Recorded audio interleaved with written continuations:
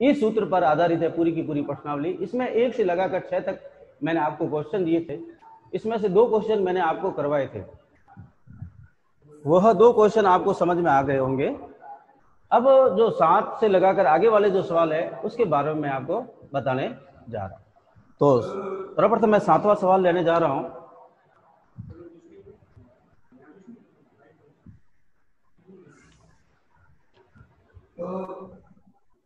सवाल मैं पढ़ रहा हूं, ध्यान देना। एक कक्षा के वर्ग ए में 25 छात्रों का औसत भार 51 किलोग्राम है। एक कक्षा है, उसके ए वर्ग में 25 छात्रों का औसत भार 51 किलोग्राम है, जबकि वर्ग बी के 35 छात्रों का औसत भार 54 किलोग्राम है। इस कक्षा के कुल 60 छात्रों का औसत भार अपन को ज्ञात करना। यानी ए वर्ग और बी वर्ग के छात्रों को जोड़ने के बाद में उसका औसत भार ज्ञात करना। ऐसा सवाल जब भी आवे तो ए छात्रों का कुल भार हमको निकालना पड़ेगा, फिर बी छात्रों का कुल भार हमको निकालना पड़ेगा, ए छात्रों के कुल भार में बी छात्रों का कुल भार जोड़ना पड़ेगा, फिर जो छात्रों की संख्या है उसको जोड़नी पड़ेगी और योग में कुल छात्रों की संख्या का अपन भाग दे देंगे तो समांतर माध्य निकल जाएगा। थोड़ा हटकर सवाल है, थोड़ा ध्यान दीजिए। तो यहां पर मैं लिख रहा हूं कक्षा वर्ग ए के 25 छात्रों का औसत भार 51 किलोग्राम है। तो औसत भार यहां दिया हुआ है, या समांतर माध्य एक ही बात है, मैंने कहा था औसत को चाहे समांतर माध्य को एक ही चीज है। तो यहां x बार ए लिखा क्योंकि ए छात्रों का औसत भार हमको दिया हुआ है। तो ये जो औसत भार दिया गया वो है 51 किलोग्राम, तो मैंने यहाँ 51 किलोग्राम लिखा। छात्रों की संख्या मुझको हमारे को दे रखी है 25, तो यहाँ मैंने 25 लिखा। फिर हमेशा ये ध्यान रखना, कुछ भी समझ में नहीं आवा तो सूत्र अपन लगा देंगे जो समांतर माध्य ज्ञात करने का है। तो x bar A is equal to sigma x A बटा एन ए। अब यहां पर वैल्यू पुट करनी हमको, यहां 51 लिखेंगे। क्यों लिखेंगे? क्योंकि समांतर माध्य हमें गिवन है, जहां है वहां वैल्यू पुट करेंगे। x बार ए दिया हुआ है और उसके बाद में सिग्मा एक्स ए हमको नहीं दिया हुआ है, तो है जैसा का जैसा लिखेंगे। छात्रों की संख्या दे रखी है तो यहां पर आ जाएगा 25। अब यहां वज्र गुणा करने पर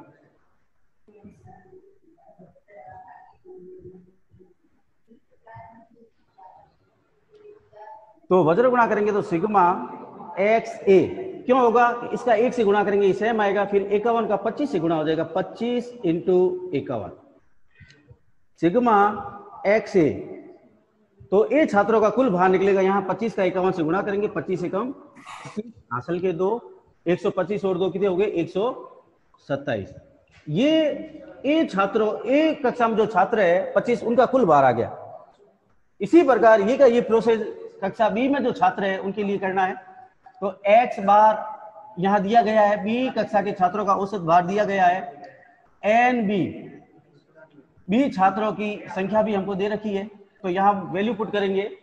तो यहां पर हम वैल्यू पुट कर रहे हैं, देखिए यहां अपन को भार जो दे रखा है, औसत भार है वो 54 किलोग्राम है और छात्रों की संख्या 35 है। अब यहां पर सेम प्रोसेस करेंगे, x bar b is equal to sigma x b बटा एन बी। यहां रखा, यहां जो है वैल्यू पुट की, यहां 54 आ जाएगा, यहां सिग्मा एक्स बी है जैसा का जैसा मालूम नहीं है, और एन बी छात्रों की संख्या कितनी है? 35, यहां 35 लिख देंगे। फिर वापस वज्र गुणा करने पर, वज्र गुणा करने पर सिग्मा एक्स बी बराबर 54 इंटू 35। अब इसका गुणा कर लेंगे अपन, सिग्मा एक्स बी यहां निकलेगा 54 का 35 से गुणा कर लेंगे, यहां गुणा कर लेते हैं। देखिए 35 140 देखो, 35 का पार 4 बार बोला तो 140, 0 हासिल के 14, 35 का पहाड़ा 5 बार बोलेंगे 25, 15 और 2 17, 175 और 175 और ये 80 और 189, ये 14 इसमें जोड़ दे, ये 189 यानी 1890 हो जाएगा। ये 1890 किलोग्राम बी छात्रों का कुल भार हो जाएगा। अब ध्यान देना, वापस मैं बता रहा हूं, यहां पर हमने क्या प्रोसेस किया कि हमने सर्वप्रथम ए छात्रों का कुल भार निकाला, फिर बी छात्रों का कुल भार निकाला। अब टोटल हमारे पास देखिए छात्र कितने हो गए, देखिए आप देखिए 25 छात्र ए के हैं और 35 छात्र बी के, कुल मिला के कितने छात्र हो गए 60। तो इन 60 छात्रों का अब औसत भार निकालना है, बाद में लास्ट में हमें 60 छात्रों का औसत भार निकालना है। तो 60 छात्रों का औसत भार निकालने के लिए क्या करना पड़ेगा, देखिएगा सूत्र वही है। अब 60 छात्रों का औसत भार निकालना है तो अपने पास में ये हो जाएगा सूत्र x बार, यहां लिख देंगे आप 60 छात्रों का औसत भार।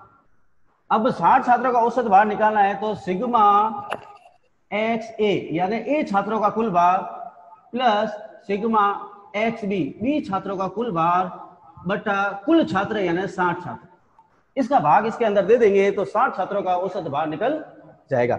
अब अपने पास सिग्मा एक्स है 1275 है और ये कितने हैं 1890 है। इन दोनों को हमको क्या करना पड़ेगा, जोड़ना पड़ेगा। तो इनको अपन जोड़ देते हैं यहां पे।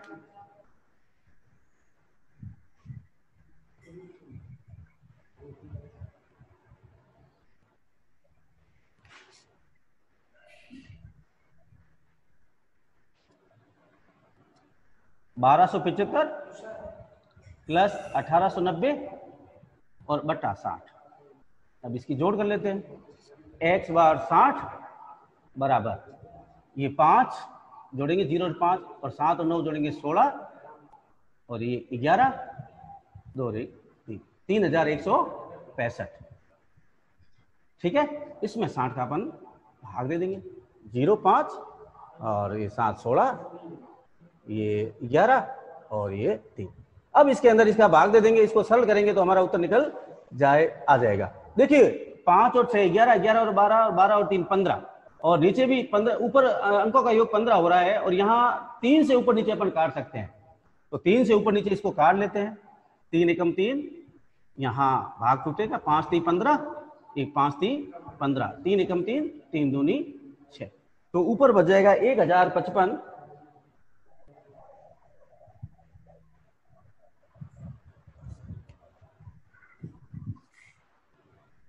1055 बटा 20। अब इसका इसके अंदर भाग देंगे तो हमारा 60 छात्रों का औसत भार निकल जाएगा। एक दूसरा तरीका है, इसको अगर हम 5 से गुणा कर लेते हैं तो ये 100 हो जाते हैं। 20 का अगर 5 से गुणा कर लेते हैं तो ये कितने हो जाते हैं 100। तो ऊपर नीचे 5 से गुणा करेंगे तो डायरेक्ट इसका उत्तर निकल जाएगा, भाग करने की भी आवश्यकता नहीं। तो जैसे ऊपर 5 से गुणा किया और नीचे भी 5 से गुणा किया तो देखिए x बार 60 बराबर 5 से गुणा करेंगे, 5 की 25 हासिल के 2, 25 और 2 27 और 5 एकम 5 और बट्टा 20 का 5 से गुणा करेंगे 100। कितने अंकों के बाद पॉइंट लगेगा, 2 अंकों के बाद 1 2, तो 1 और 2 अंकों के बाद पॉइंट लगा देंगे।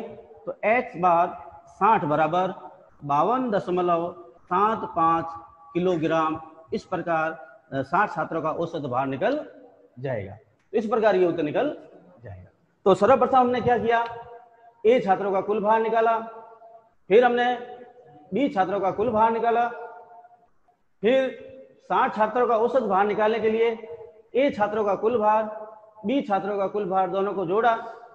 जोड़ने के बाद में हमारे पास आंकड़ों की संख्या 60 है, क्योंकि 60 छात्रों का अपन को भार निकालना है। तो यहाँ पर 60 का हमने दोनों को जोड़ के भाग दे दिया। तो 60 छात्रों का जो है औसत भार हमारे पास निकला 52.75 किलोग्राम। इस प्रकार ये 60 छात्रों का औसत भार निकल जाएगा। इसी प्रकार आगे वाला अपन क्वेश्चन करने जा रहे हैं, ध्यान दीजिए।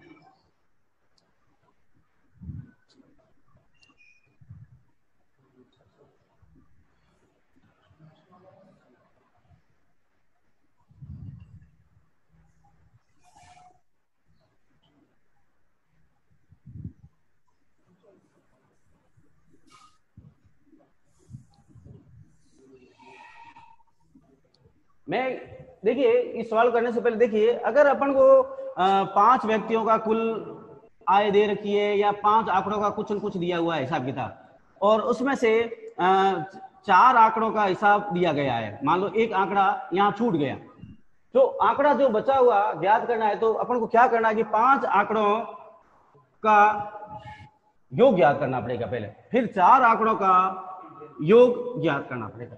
5 आंकड़ों के योग में से चार आंकड़ों का योग घटा देंगे, जो शेष बचा हुआ आंकड़ा कोई भी है जैसे x है वो निकल जाएगा। तो इस प्रकार का जो सवाल है वो अपन आगे करने जा रहे हैं कि भाई 5 व्यक्तियों की कुल आय दे रखी है, उसमें से एक व्यक्ति छूट गया तो 4 व्यक्ति हो गया, 4 व्यक्तियों की कुल आय हम निकालेंगे, फिर 5 व्यक्तियों की कुल आय में से 4 व्यक्तियों की कुल आय घटा देंगे तो 5वें व्यक्ति की आय निकल जाएगी। इस प्रकार के सवाल अपन हल करने जा रहे हैं। तो देखिएगा 5 संख्याओं का औसत 18 है, ये गिवन है।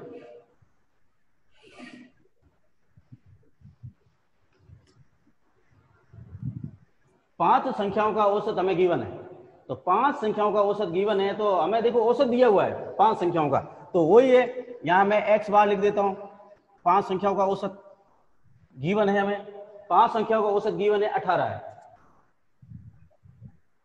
और n 5 बराबर कितना हो जाएगा 5 ही है, 5 संख्याओं का औसत गिवन है।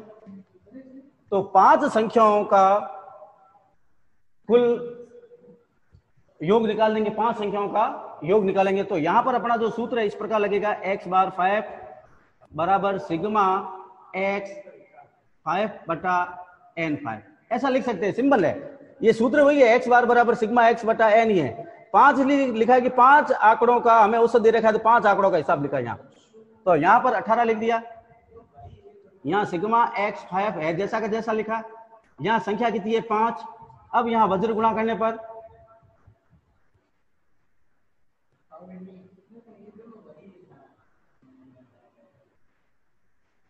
तो सिग्मा x 5 बराबर 1 का गुणा करेंगे ये आएगा 18 इंटू 5, तो सिग्मा x 5 बराबर 90, तो 5 आंकड़ों का जो योग निकला वो 90। अब आंकड़ा एक छूट गया है, तो आंकड़े कितने हो गए 4, तो 4 आंकड़ों का हिसाब अपन करेंगे, 4 आंकड़ों का जो औसत दे रखा है, तो यहां मैं लिख देता हूं, 4 आंकड़ों का जो औसत दे रखा है वो इस प्रकार दे रखा है 16 है, और यहां आ जाएगा n4, यहां 4 ही आएगा। विक्रम सीधे बैठो भाई, बात किसी प्रकार की बातें नहीं करनी। विक्रम पास में कौन बैठा है? विक्रम उसको हटाओ, हिलना है, बिल्कुल पढ़ाई करनी है, सीरियस हो गए, अगर इस प्रकार होगा तो बाहर निकाल देंगे, ठीक है ना, कक्षा में नहीं बैठने देंगे। अब देखिए 4 आंकड़ों का औसत दे रखा है, ये आंकड़ों की संख्या 4, तो यहां पर अपन को 4 आंकड़ों का योग निकालना है, तो 4 आंकड़ों का योग निकालने के लिए सूत्र वही है अपना, सिग्मा x यहां 4 आ जाएगा बटा n 4, यहां 4 लिख देंगे। अब यहां पर वैल्यू पुट करना है, ये 16 बराबर सिग्मा x 4 बटा यहां 4 आ जाएगा, क्योंकि आंकड़ों की संख्या 4 है, तो यहां वज्र गुणा करने पर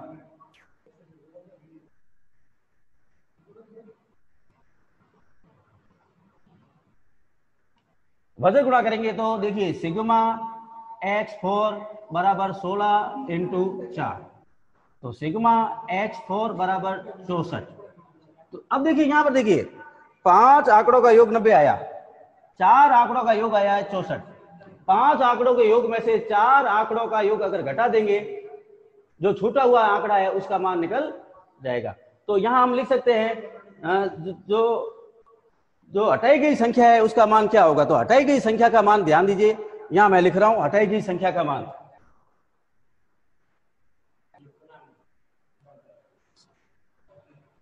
हटाई गई संख्या का मान